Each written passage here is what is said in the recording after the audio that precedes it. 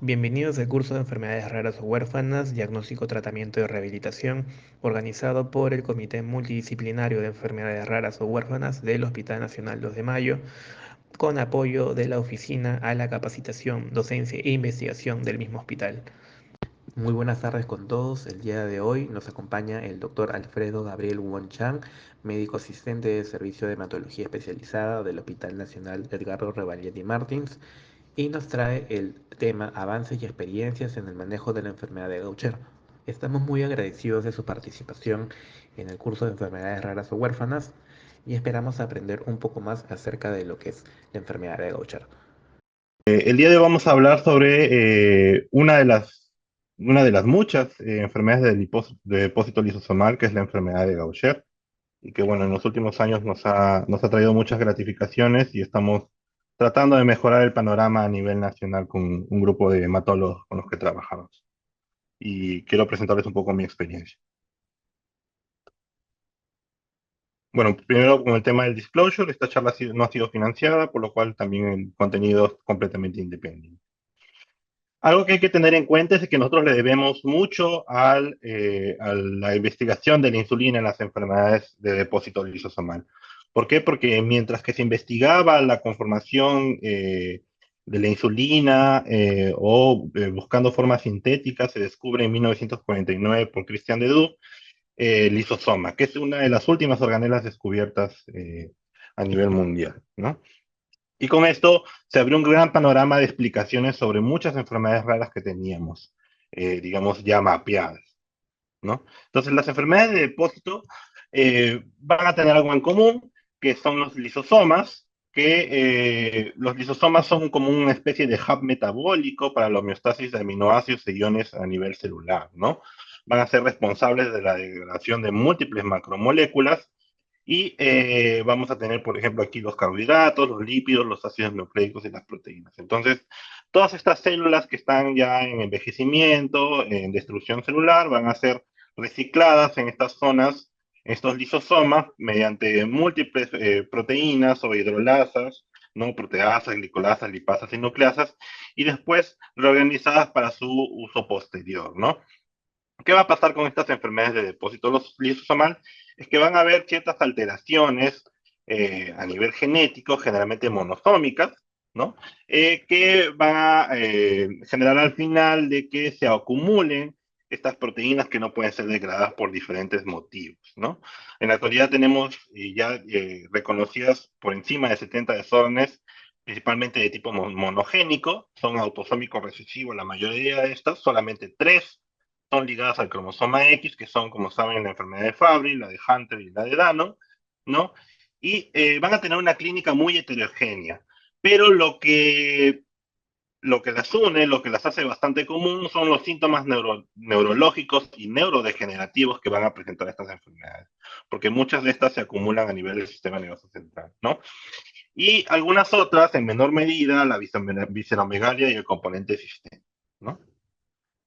Entonces vamos a tener muchas mutaciones a nivel genético, generalmente monosómicos, que van a codificar diferentes proteínas lisosomales, y dependiendo del nivel en donde se da esta lesión o esta alteración genética, que puede ser a nivel de los actividades enzimáticos, a nivel de los transportadores, o la ausencia de una enzima o deficiencia completa o parcial que podría ser, va a generarse la acumulación de estas sustancias de degradación, ¿no? Las podemos dividir principalmente en tres: las esfingolipidosis, que van a ser la acumulación de lípidos, en este caso los esfingolípidos, que son las más comunes; las mucopolisacaridosis, que van a ser acumulaciones de azúcares complejos, que pueden ser mucopolisacáridos o glucosaminoglicanos; y las mucolipidosis, que van a ser la acumulación de ambos, ¿no? Tanto de esfingolípidos como de mucopolisacáridos. La patogénesis de estas patologías, de estas enfermedades, van a ser principalmente por la acumulación, pero en los últimos 10, 15 años se han descubierto que también hay otras alteraciones que suceden a nivel del lisosoma que van después de la acumulación primaria de estas macromoléculas, ¿no? Va a haber una acumulación de estos autofagosomas, va a haber una alteración en el tráfico de las vesículas y fusión por endocitosis, por lo cual la célula no va a poder incluir los ingredientes externos, va a haber una perturbación en la homeostasis del calcio, y al final va a generar una disfunción mitocondrial que al final va a sobrellevar a una sobreactivación inflamatoria a nivel celular, ¿no? Y por tanto la generación de un estrés oxidativo que va a terminar en la muerte celular de la célula, ¿no? Entonces, como enfermedad de depósito tenemos varios, como les decía, la fingolipidosis, ahí tenemos la enfermedad de Gaucher, que es la más representativa y como incidencia la principal. Tenemos también la enfermedad de Fabry, la enfermedad de Kraft, la Niemann-Pick A y B, tenemos la mucopolisacaridosis y otras glicoproteinosis, ¿no? Entre otras que son ya un poquito más raras. Tomamos a la enfermedad de Gaucher, digamos, como punta de lanza porque son de las primeras que encontraron tratamiento y es de las que se ha avanzado bastante en el manejo. Hablando un poquito sobre la enfermedad de Gaucher, sabemos que es una enfermedad autosómica recesiva, por lo cual tanto el padre como la madre tienen que ser portadores, ¿no? O enfermos. La prevalencia de esta enfermedad, especialmente de la tipo 1, va a ser generalmente uno para cada 100.000 habitantes, ¿no? Y es panétnica, ¿no? No hay una predisposición específica, ¿no? Pero sí sabemos o tenemos ya mapeado que la población judía eskenazi tiene incidencias mucho más altas que la población en general, que puede llegar hasta 1 en 450, ¿no? Vamos a encontrar un gran tipo de mutaciones, que son las más comunes, que absorben casi el 95% de los casos, que son la N370S y la L44P en la mayoría de los casos, ¿no? Lamentablemente a nivel nacional todavía estamos recién trabajando en la categorización molecular de estos pacientes, por lo cual quizás ya a fin de año podamos tener un mapa molecular de las patologías, de las alteraciones moleculares más comunes a nivel del paciente peruano, ¿no? La mutación N370S son de las más benignas, generalmente asociadas a la enfermedad de Gaucher tipo 1, que vamos a conversar un poquito más luego, y la L44P va a estar asociada a los pacientes con sintomatología neurológica, que son los de tipo 2 y tipo 3, ¿no? Como todas las enfermedades raras, la enfermedad de Gaucher usualmente tiene un retraso diagnóstico aproximado de 7 años y en promedio visitan entre 8 a 10 médicos antes de que puedan llegar al diagnóstico, ¿no? Muchas veces por la dificultad de sus sintomatologías y que no hay ninguna alteración patognomónica de estas patologías, ¿no? Ni de esta ni de otras enfermedades de depósito. La enfermedad de Gaucher, como les decía, es la enfermedad lisosomal más común. La mutación se va a dar a nivel del gen GBA, que son, como les decía, principalmente son alteraciones monosómicas del cromosoma 1, donde van a tener 11 locus y que también procede a un pseudogen, ¿no? Esto es muy importante por el tema del diagnóstico, porque a veces cuando hacemos estudios moleculares en masa o cribados en la población general, hay que tener mucho cuidado que estamos trabajando con el gen y no con el pseudogen. Entonces, esta alteración genética del gen GBA lo que va a hacer es una ausencia o una deficiencia de esta enzima que es la beta-glucosidasa ácida, ¿no? Y que por lo tanto va a haber una acumulación a nivel sistémico del sistema nervioso central de esta glucosilceramida o GL1, ¿no? O la iso-GB1 como la conocemos en la actualidad. Y esta acumulación lo que va a generar son las manifestaciones clínicas y la activación del complemento, ¿no? Entonces, el macrófago, al detectar esta célula que ya, bueno, ha muerto, que ha tenido una muerte celular por el componente inflamatorio, va a comenzar a generar esas inclusiones citoplasmáticas que nosotros vemos a nivel medular cuando hacemos los aspirados de médula, que lo pueden ver en la parte inferior derecha, ¿no? Que son esas inclusiones de grasa, ¿no? Que no pueden ser, digamos, metabolizadas. Y una vez que el macrófago muere, se queda en las células de depósito, que principalmente son en tres órganos, en cuanto a la enfermedad de Gaucher, a nivel del tejido hepático, del vaso, ya que es una fuente principal de monocitos, y a nivel óseo, ¿no? Y aparte, esta lisis celular, este componente inflamatorio que generan la aparición de estos macrófagos o células de Gaucher, van a liberar múltiples enzimas lisosomales y también citoquinas inflamatorias que van a generar una respuesta inmune sobrellevada, ¿no? Y al final la producción de tejido cicatricial, que es el que va a generar la sintomatología en el paciente, ¿no? Tanto que se va a ir cronificando con el tiempo. Entonces, lo que vamos a ver principalmente, o una de las alteraciones principales en la enfermedad de Gaucher es la afectación ósea, ¿no? Y esto se va a dar principalmente por la infiltración de estos macrófagos que se quedan en el espacio óseo y que comienzan a desplazar otras series, ¿no? Como los leucocitos, la hemoglobina y las plaquetas, ¿no? Generando citopenias en el paciente ya crónico, ¿no? Va a haber compromiso vascular porque van a generar obturación de los vasos, ¿no? manifestándose a nivel de osteonecrosis o infartos óseos en los pacientes que ya se han demorado mucho en el diagnóstico. Y esta liberación de componentes inflamatorios, de citoquinas inflamatorias, van a generar un desequilibrio en la homeostasis ósea, por lo cual puede generar en los pacientes pediátricos retraso de crecimiento o deformidades como las que ven en esa imagen, que es una matriz de Erlenmeyer, que es bastante característico en la enfermedad de Gaucher, ¿no? La presencia de osteopenia o adelgazamiento cortical y posterior fracturas y las lesiones de la superficie articular que terminan con osteonecrosis, ¿no? Y por consiguiente dolor y limitación funcional en los pacientes. Entonces, ¿qué es lo que vamos a buscar en estos pacientes con enfermedad de Gaucher o con sospecha de enfermedad de Gaucher? ¿No? Tenemos una triada muy importante que podemos encontrarla en todas las etapas de la vida, pero principalmente en niños, ¿no? Vamos a ver usualmente hepatoesplenomegalia, trombocitopenia asociado a anemia, pero más trombocitopenia, y si hay compromiso óseo vamos a tener dolor óseo y fracturas patológicas o alteraciones óseas que no se explican por ninguna otra causa, ¿no? Digamos, esa es la triada principal en la enfermedad de Gaucher. En cuanto al espectro fenotípico de la enfermedad de Gaucher, vamos a tener tres clases diferentes. La tipo 1, que realmente es de compromiso sistémico, que vamos a encontrar por las alteraciones óseas o la hepatoesplenomegalia. Y en casos evolutivos, podemos encontrar otros pacientes que, aparte del compromiso sistémico, van a tener una sintomatología neurológica muy marcada, ¿no? Aquellos pacientes que tienen una evolución crónica de estos síntomas neurológicos, como las epilepsias mioclónicas o la apraxia oculomotora, o movimientos involuntarios, se les cataloga como pacientes con enfermedad de Gaucher tipo 3, y aquellos que tienen la sintomatología neurológica muy temprana en los primeros años de la edad o hasta en el momento del nacimiento, como la presencia de hidros o afectaciones vulvares muy severas desde el nacimiento, se les cataloga como enfermedad de Gaucher tipo 2. Como les decía, hay algunas alteraciones moleculares que nos hacen pensar más sobre el tipo 2 o el tipo 3 que tienen que ver con esta mutación que les comentaba, que es la L44P, ¿no?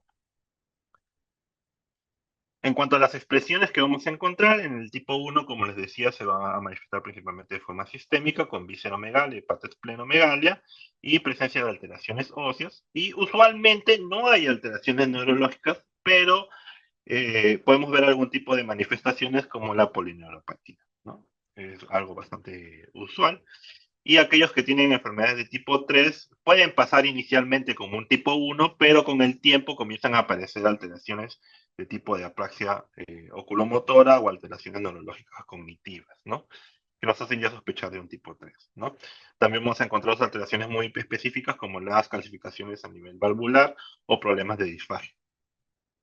Hay algunas poblaciones especiales que pueden tener alguna presentación específica de enfermedad de Gaucher, como las Norbornea, con unas alteraciones óseas a nivel esquelético, ¿no? Principalmente de la parrilla costal, que al menos a nivel nacional no tenemos. Entonces, ¿cómo vamos a hacer el diagnóstico? Tenemos un paciente que puede ser tanto un niño como un adulto, con hepatoesplenomegalia, que no especificada, hemos descartado cualquier otra patología hemato-oncológica, leucemias, linfomas, síndrome mielodisplásico, ¿no? Secundaria a infecciones virales, hepatitis, herpes virus, citomegalovirus, Epstein-Barr, ¿no? Y vamos a encontrar también éstasis venoso que puede haber, epistaxis por la plaquetopenia y la disfunción plaquetaria que pueden tener estos pacientes, algunos con retardo del crecimiento, y si es que encontramos algún tipo de manifestación neurológica, siempre pensar en una enfermedad de POST, ¿no? Como la apraxia oculomotora, ¿no? Y si además de esto vemos o hacemos la valoración ósea y encontramos lesiones de tipo matraz de Erlenmeyer, ¿no? La sospecha es bastante alta, ¿no? En los pacientes adultos mayores o adultos podemos encontrar algunas otras alteraciones secundarias a este componente inflamatorio de liberación de citoquinas que estábamos conversando previamente, ¿no? Se ha visto que los pacientes con enfermedad de Gaucher tienen alto riesgo de presentar displasias de células plasmáticas, en este caso mieloma múltiple, y una incidencia bastante alta de enfermedad de Parkinson, ¿no? Tanto los pacientes enfermos con enfermedad de Gaucher como con los portadores de la alteración del gen GB1, ¿no? No necesariamente tienes que tener la enfermedad para que tengas alto riesgo, ¿no? Se dice que casi 1 de cada 8 pacientes con enfermedad de Parkinson tiene alguna enfermedad de depósito, ¿no? O tiene correlacionado una enfermedad de Gaucher. Entonces ya se han hecho varios estudios sobre la incidencia de esta sintomatología o esta clínica de los pacientes, y como les decía, generalmente hay una triada, ¿no? Presencia de trombocitopenia, esplenomegalia y dolor óseo, ¿no? Eso es lo principalmente que vamos a encontrar, tanto en niños como en adultos, y se puede agregar pues la anemia, las crisis óseas, la presencia de sangrado principalmente de epistaxis y la hepatomegalia. Y dependiendo del grado de infiltración medular que tengamos, pancitopenia, ¿no? No es obligatorio hacer el estudio medular, pero si es que lo hacemos podemos encontrar estas células, estos macrófagos llenos de inclusiones citoplasmáticas, ¿no? O células de Gaucher o células espumosas, ¿no? No son patognomónicas de la enfermedad de Gaucher, pero en muchos de los casos se pueden ver cuando la enfermedad ya es muy crónica. Entonces, siempre hacer un diagnóstico diferencial, obviamente que cualquier niño que nosotros encontremos con dolor óseo, pancitopenia y no y hepatoesplenomegalia, lo primero que vamos a pensar no va a ser enfermedad de Gaucher, siempre eh, patologías oncohematológicas, ¿no? Leucemias, linfomas, ¿no? Presencias de hepatitis y otras enfermedades de depósito, dependiendo de los biomarcadores que vayamos encontrando, ¿no? Entonces el algoritmo diagnóstico va a ser más o menos así. Paciente con hepatosplenomegalia no filiada, con presencia de trombocitopenia y o anemia, ¿no? Sin una causa específica de esplenomegalia, o sea, no hay una hipertensión portal, no hay un antecedente de hepatitis, ¿no? Ni inmune ni de otra causa, ¿no? Y que a la par encontramos alteraciones socios de tipo pues, de frasco de Meyer, ¿no? Presencia de apraxia oculomotora o estrabismo, ¿no? Paciente que ha tenido un déficit de crecimiento, retardo de crecimiento, y a estos pacientes pues tenemos que hacerle los estudios enzimáticos para corroborar el diagnóstico, ¿no? Podemos hacer o no el estudio medular, y si es que obviamente encontramos algún signo hematológico de infiltración por células de Gaucher, pues el diagnóstico es más que seguro, ¿no? ¿Cómo hacemos el diagnóstico confirmatorio? El diagnóstico confirmatorio primero lo hacemos por un estudio de sangre en papel de filtro, que es el DBS, que es el mismo que se usa en los tamizajes neonatales, ¿no? Con una gotita de sangre en este papel. Nosotros hacemos un test enzimático para detectar la actividad del enzima de la glucosidasa ácida, ¿no? Y si es que el valor nos arroja muy por debajo de lo normal, que es menos de 2.19 nanomoles por hora por mililitro, ¿no? En este pedacito de papel, la sospecha es bastante alta, ¿no? Hacemos un diagnóstico confirmatorio, ya tomando una muestra de sangre periférica, y hacemos el estudio enzimático, pero ya en leucocitos, ¿no? Si eso no sale positivo, el déficit, pues el diagnóstico ya está hecho, ¿no? Hay algunos biomarcadores que se pueden usar también para confirmar el diagnóstico, como es la quitotrocidasa en plasma, el CCL18-PARC, y el ISOGB1, que es el último biomarcador que se ha encontrado, ¿no? Y que es bastante sensible, ¿no? Problemas con la quitotrocidasa es que no es específica para la enfermedad de Gaucher, y así también como el CCL18-PARC, lo podemos encontrar en otras enfermedades de depósito, pero nunca a niveles tan altos como el Gaucher, ¿no? Entonces, a veces lo que puede pasar es que tenemos un paciente con hepatosplenomegalia, ¿no? Con sintomatología neurológica, pero hacemos los estudios de Gaucher y salen negativos. Lo que tenemos que hacer es buscar otra enfermedad de depósito, ¿no? Y eso lo podemos hacer ya secuenciando lo demás, ¿no? Y el lyso-Gb1 sí, al ser una proteína de degradación específica para la enfermedad de Gaucher, la GL1, es específica y patognomónica de la enfermedad de Gaucher. ¿No? Nunca vamos a encontrar otra enfermedad de depósito con la ISO-Gb1 alta, ¿no? Si está alto, esa es enfermedad de Gaucher, ¿no? Y posteriormente, o también podemos hacerlo a la par, el análisis molecular para el screening de las mutaciones, ¿no?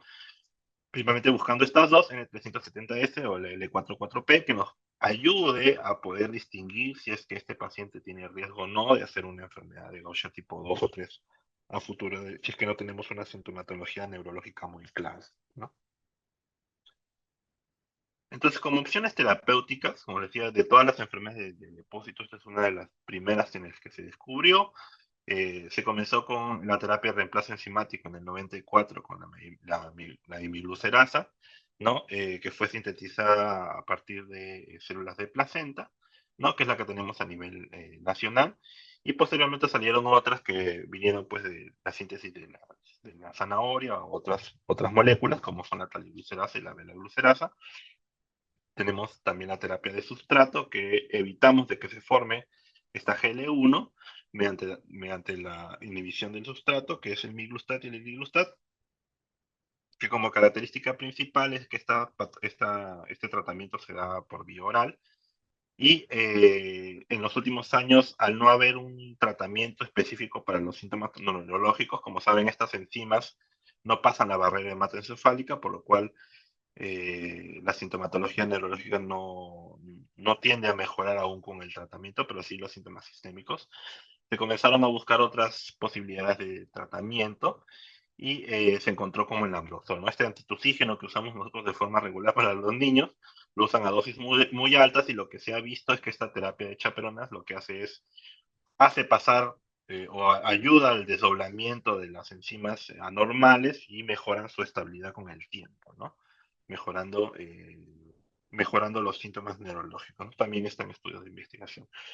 En algún momento se propuso el trasplante de médula ósea como posibilidad de tratamiento, pero por el grado de toxicidad y complicaciones a corto, mediano y largo plazo, ya dejó de ser una opción válida para estos pacientes, ¿no?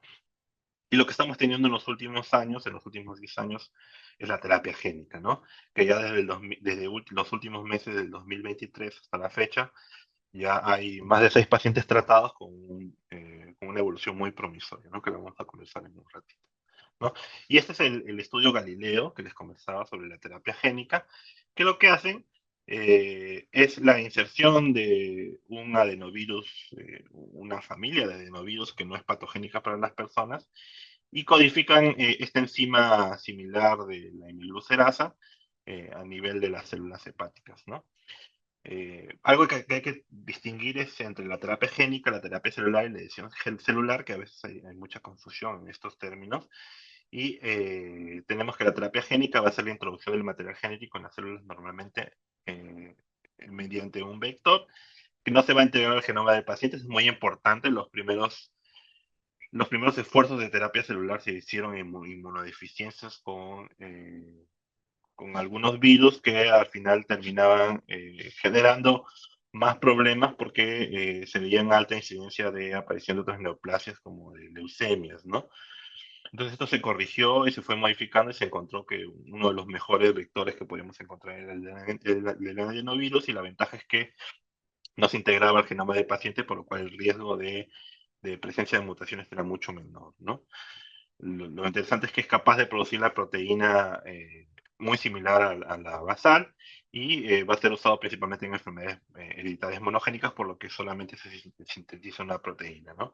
La terapia celular tiene que ver mucho con una preparación medular previa o una quimio previa, ¿no? Con la transferencia posterior de células del paciente ya previamente modificadas que van a introducir o corrigen el gen. Entonces, aquí sí va a haber una modificación del genoma del paciente, ¿no?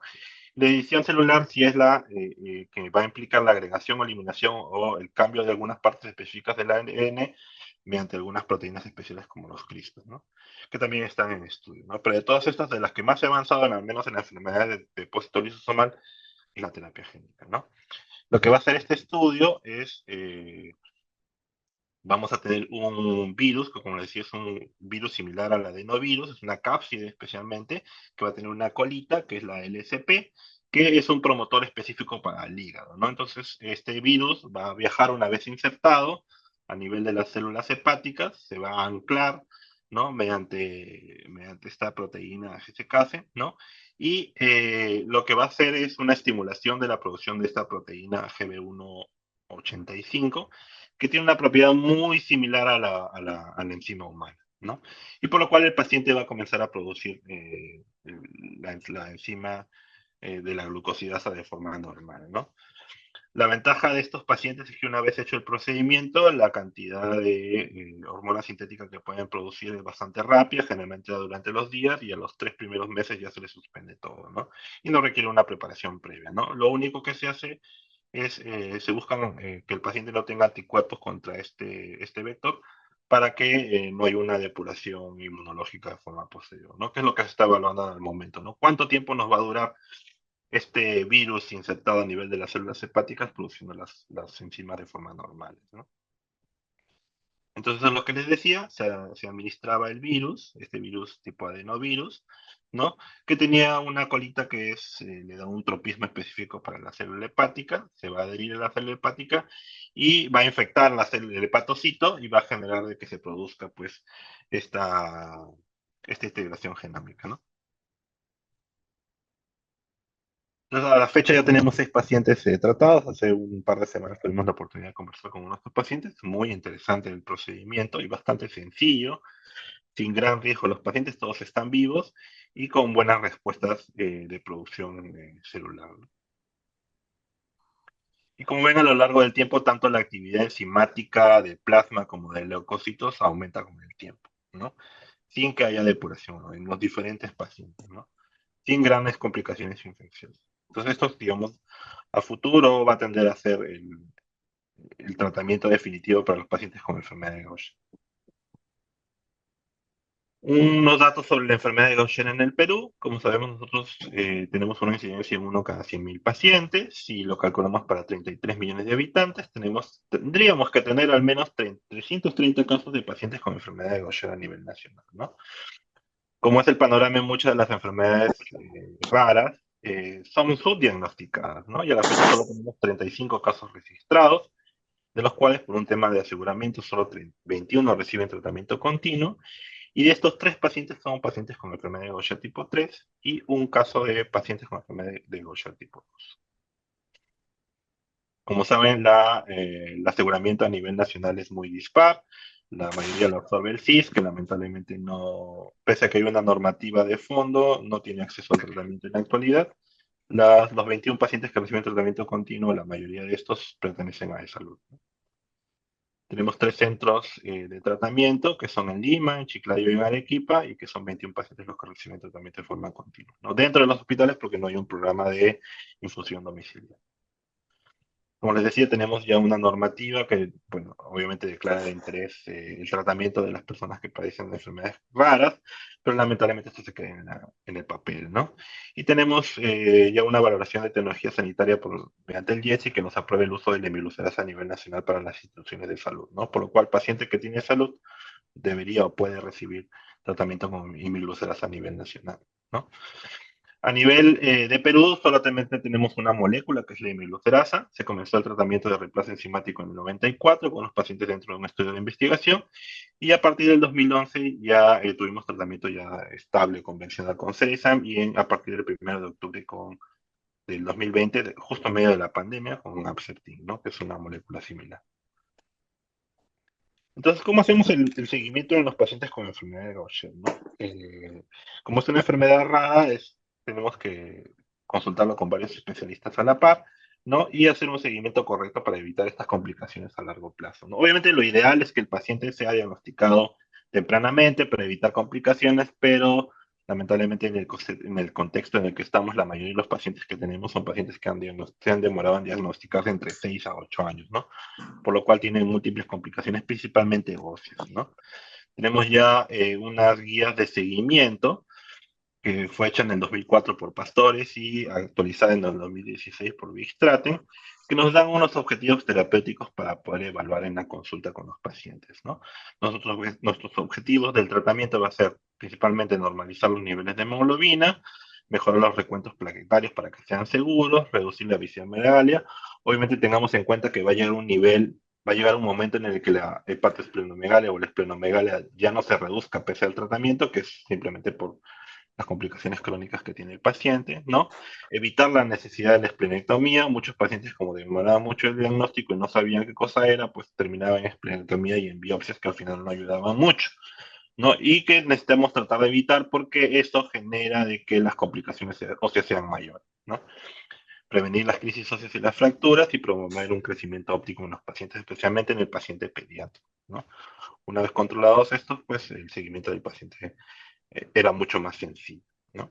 Esto es algo que estamos tratando de mejorar con el programa de seguimiento del paciente, que se han comenzado los esfuerzos a partir del 2020. Entonces, ¿cuáles son las recomendaciones del programa de seguimiento, no? Que los pacientes reciban imilucerasa, que es la enzima que tenemos a nivel nacional, una dosis estándar de 60 unidades por kilogramo cada 2 semanas, que se progrese la adherencia del tratamiento. Obviamente, esta enzima es una enzima que se cataboliza muy rápido, por lo cual los picos plasmáticos también se caen bastante temprano. Entonces, el paciente tiene que recibir el tratamiento específico cada 15 días, ¿no? No se puede prolongar más tiempo, ¿no? Por lo cual, problemas de desabastecimiento, por otros temas, pueden generar problemas de forma crónica. Entonces, tenemos que tratar de que el paciente reciba este tratamiento de forma continua, ¿no? Hacer un monitoreo de los niveles de hemoglobina y plaquetas cada 3 meses. Decidimos hacer controles con resonancia corporal total de volumetría, con volumetría de hígado y vaso para poder hacer una comparación específica sobre el tamaño del hígado y el vaso y cómo iban, porque como saben, las valoraciones con ecografías pueden tener diferencias porque son operador dependientes, ¿no? Entonces, para tener un análisis un poco más certero, se hacen estas volumetrías a nivel de la resonancia, ¿no? Hacer los reportes de las lesiones óseas de forma comparativa para ver si es que hay nuevas lesiones o han salido otras o se han complicado las que teníamos. Y tengamos en cuenta que también el grado de infiltración ósea solo lo podemos evaluar por resonancia y no por tomografía. Por lo cual aquí el gol estándar, al menos de imágenes en el paciente con enfermedad de Gaucher, es la resonancia, ¿no? Y para poder, digamos, hacer una valoración cuantitativa, hacemos un score que es el BMD, ¿no? Que es una comparación del compromiso óseo para poder valorar con el tiempo cómo va el paciente, ¿no? Si va mejorando o va empeorando, ¿no? En cuanto a los biomarcadores que usamos para seguimiento, hacemos el ISO-GB1 de forma basal y cada 6 meses para hacer el control bioquímico de estos pacientes, que se conversó a partir del 2020 y está un poquito más sensible que los otros biomarcadores como la quitotroxidosa o el CSL18-PARC, ¿no? Y que a veces va en correlación con la alta carga tumoral que tenga o la infiltración ósea que tenga el paciente o la hepatosplenomegalia, ¿no? Van a ver que al inicio los niveles del lyso-Gb1 son bastante altos, pero cuando se comience el tratamiento rápidamente va a caer el pico, ¿no? De los lyso-Gb1, ¿no? Aquellos pacientes que tienen lesiones óseas llegan hasta un basal y ahí se mantienen, ¿no? Pero al menos nos da un vistazo de cómo está yendo el paciente de forma bioquímica, ¿no? Hacemos una valoración también de la calidad de vida mediante el cuestionario SF36 y se hacen unas densitometrías óseas de forma vasual y anual para los pacientes, porque recordemos que no es suficiente solamente darle milocerasa o el tratamiento de reemplazo enzimático, sino también tiene mucho que ver con acá la salud ósea, ¿no? La reposición del calcio de forma correcta, cómo van los niveles de vitamina B12, ¿no? Y evitar pues los componentes de osteopenia o osteoporosis en los pacientes, ¿no? Y hasta los fijadores de calcio, ¿no? Si es que el paciente está recibiendo bisulfonatos o dinosfonatos. Asegurarnos de que los reciban de forma correcta, ¿no? Y esto lo vamos a hacer mediante la valoración de la densitometría ósea, ¿no? Y en el último año hemos estado agregando otras cositas al programa de evaluaciones que no son obligatorias, no están dentro del protocolo, ¿no? Pero son Carmen, importantes porque nos dan después van a información hacerle útil a los preguntas. pacientes, ¿no? Eh, el dosaje de vitamina B12, porque se ha visto que los pacientes con enfermedad de Gaucher también tienen cierto grado de déficit de vitamina B12. No se sabe la patología, la causa actual, pero está asociado a déficit de B12, la vitamina B, por el tema de la salud ósea, la inmunoglobulina A, que como les comentaba, hay alto riesgo de presentar displasias de células plasmáticas y se ha visto que tiene mucho que ver con el componente inflamatorio que tenga el paciente, así como la ferritina, ¿no? Entonces evaluamos estos dos. La valoración neurológica y oftalmológica, especialmente si tenemos ya un paciente de tipo 1 de forma crónica, siempre valorarlo porque hasta que nosotros veamos las alteraciones oftálmicas como la apraxia locomotora, la posibilidad de verlos va a ser bastante rara si es que no estamos entrenados de forma correcta, ¿no? Por eso tratamos de mandarlos con el neurólogo y el oftalmólogo, ¿no? Y por eso mismo también las valoraciones de potenciales evocados, tanto visuales como auditivos, y la audiometría, ¿no? Y en algunos pacientes de tipo 3, crónicamente también podemos encontrar algún tipo de alteración a nivel pulmonar, por lo cual se hacen en test pulmonar, especialmente el DLCO o una espirometría. Entonces, los mensajes para llevar a casa es que la enfermedad de Gaucher es una de las principales enfermedades de depósito lisísimo más común, va a ser de herencia autosómica recesiva, y la sospecha va a estar dada principalmente por esta triada, ¿no? Esplenomegalia, trombocitopenia y compromiso óseo, ¿no? Obviamente una vez descartada la malignidad, ¿no? Hacer todos los estudios necesarios, ver la lámina periférica, si es posible aspirar, ¿no? Y hacer los marcadores oncológicos adecuados, ¿no? Y la ventaja es que haciendo un diagnóstico precoz, el paciente va a tener opción de tratamiento. No es muy importante, a diferencia de todas las enfermedades del depósito lisomal que tenemos de las 70, son muy pocas las que tienen posibilidad de tratamiento, ¿no? La ventaja es que tenemos un tratamiento que funciona, que es la terapia de reemplazo enzimático con la imilucerasa, pero que a futuro estamos comenzando a ver a partir de este año, pues que hay otras opciones, digamos, un poquito más perennes, ¿no? Como la terapia génica. Bueno, esto es un poquito de lo que les quería comentar y si tienen alguna pregunta, estamos abiertos a responder. Muchas gracias.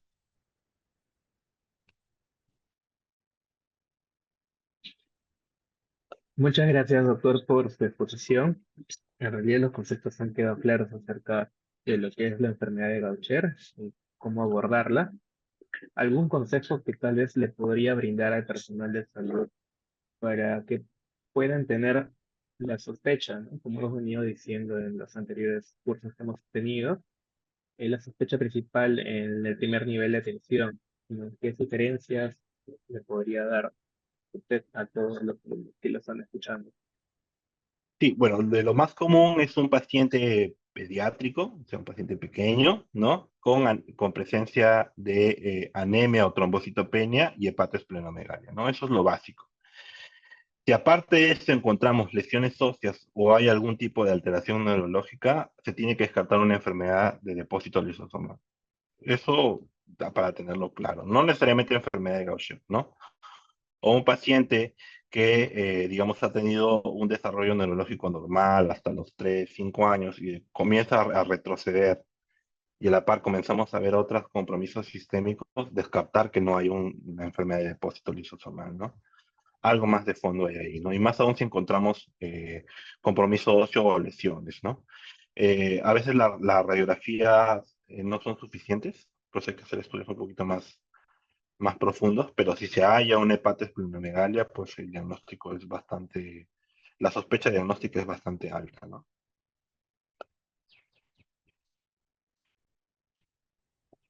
Doctor, y respecto al pronóstico de estos pacientes, según su experiencia, ¿nos podría comentar un poco más de ellos? El pronóstico es muy bueno si es una enfermedad de Gaucher tipo 1, ¿no? Más aún si es que el diagnóstico se ha hecho de forma precoz, ¿no? Como ven, el tratamiento está disponible, se le da la enzima al paciente que es la hemilucerasa o la terapia que nosotros decidamos comenzar, la terapia de reemplazo enzimático, terapia de sustrato, y los pacientes van muy bien. Pueden tener muchos años con tratamiento sin gran complicaciones. Lamentablemente el tratamiento es endovenoso cada 15 días, entonces obviamente que los hace consumir o ir al hospital de forma recurrente, ¿no? Pero aparte de eso, neurológicamente, morfológicamente va normal, ¿no? El problema es que es un paciente con una enfermedad de Gaucher tipo 2. El pronóstico es malo a corto plazo porque la evolución pues, sí es irreversible, ¿no? Lamentablemente el tratamiento que tenemos en la actualidad no pasa la barrera hematoencefálica, por lo cual pues este depósito de la glucosylesfingosina se va a seguir acumulando a nivel cerebral, ¿no? Y eso va a ir en detrimento de la calidad de vida del paciente, ¿no? Pero eso no quiere decir que no deban recibir tratamiento, ¿no? Porque eh, igual le vas a dar componente sistémico y el paciente ya no va a hacer plaquetopenia, o trombocitopenia, o anemia, o hepatosplenomegalia, entonces va a mejorar la calidad de vida de los pacientes, ¿no? Pero la parte neurológica lamentablemente no la vas a poder recuperar, ¿no? Hay algunos estudios de investigación sobre algunas moléculas como el uso de Ambroxol, pero lamentablemente nada seguro para eso, ¿no? Ni siquiera la terapia génica, ¿no? Hasta el momento se han hecho un estudio fase 1 sobre la inserción de estos virus a nivel intratecal, pero todavía están, digamos, en pañales el manejo, ¿no? Y para los pacientes con Gaucher de enfermedad tipo 3, como la aparición es bastante lenta, pues muchas veces parece un Gaucher tipo 1, con el tiempo comienzan a aparecer estas manifestaciones neurológicas, ¿no? Y la evolución va a tener mucho que ver con el pronóstico, con la rapidez con la que se evolucionan estos síntomas neurológicos, ¿no? Hay pacientes con Gaucher tipo 3 que van muy bien con el tiempo, ¿no? Que el compromiso neurológico es muy leve, pero otros que evolucionan bastante rápido, ¿no? La ventaja al menos es que la mayoría, casi el 90% de los casos, al menos a nivel nacional, son Gaucher tipo 1, ¿no? Estamos todavía para hacer las evaluaciones mutacionales a fin de año y poder detectar al menos si de esta población que tenemos de pacientes con Gaucher tipo 1 pueden tener, digamos, alguna clínica neurológica futuro, ¿no? Acá tengo una consulta. ¿En qué casos se realiza la densitometría ósea en niños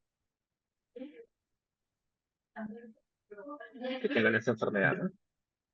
Ya, bueno, obviamente que la densitometría ósea es un poco compleja hacer en pacientes pediátricos, pero al menos al diagnóstico la tratamos de hacer porque muchas veces los pacientes con enfermedad de Gaucher tienen cierto grado de alteraciones en el metabolismo óseo, ¿no? De forma general, todo paciente con enfermedad de Gaucher tiene que hacerse una densitometría, ¿no?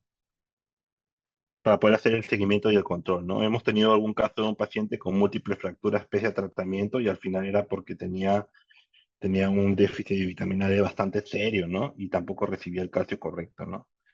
Y a la par, pues, programarle los fijadores de calcio de forma, digamos, consecutiva, ¿no?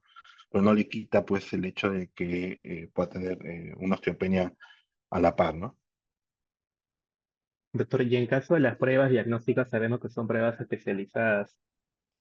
¿En qué centros algún profesional podría realizar estas pruebas?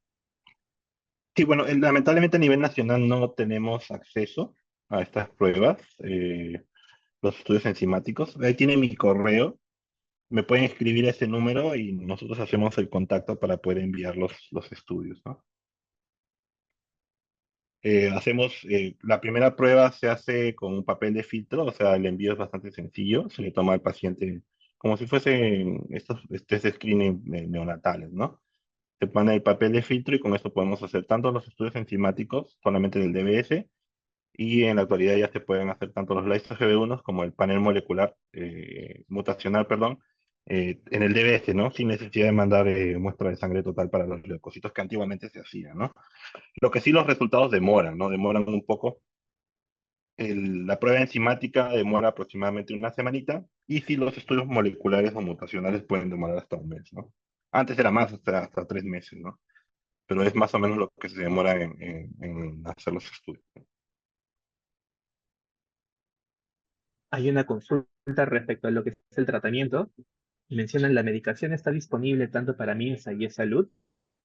Ya. La emilucerasa, que es el medicamento que usamos para la terapia de reemplazo enzimático, está disponible a nivel de salud por una evaluación de tecnología sanitaria.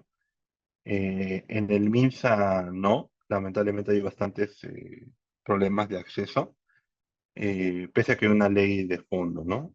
Usualmente ahora lo que hubo una actualización de esta ley de enfermedades raras que permite la evaluación de tecnologías sanitarias por el RENETSA, que es la que usamos para la ley del cáncer, pero todavía está ahí, ¿no? Hay algunos pacientes que se han logrado el tratamiento en el Hospital del Niño de Breña y sé que en la policía, pero más que eso en el MINSA al momento lamentablemente no hay acceso. Pero si es que tienen algún paciente, alguna sospecha, ¿no? Del diagnóstico, me pueden escribir, nosotros hacemos el contacto con el programa de pacientes para que le puedan tomar la muestra y hacer los estudios pertinentes, ¿no? Le agradecemos mucho su apoyo y colaboración con este tema, al curso que hemos iniciado. Esperamos poder contar con su apoyo en una próxima oportunidad. Muchas gracias. Invitarlos a todas maneras a Y, participar en el grupo que tenemos. Me pueden escribir por acá. Eh, Estamos tratando de mejorar el programa de las enfermedades de depósito lisosomal y bueno, el momento estamos concentrados en la enfermedad de Gaucher, pero estamos viendo que obviamente abrir el manejo, el diagnóstico y el tratamiento para una enfermedad simplemente va a hacer de que las demás caigan por su peso, ¿no? Entonces, si tienen un poquito de curiosidad o desean manejar estas enfermedades, bueno, los invitamos a poder reunirse con nosotros en la Sociedad Peruana de Hematología y me escriben al correo y estamos coordinando. muchas gracias, doctor.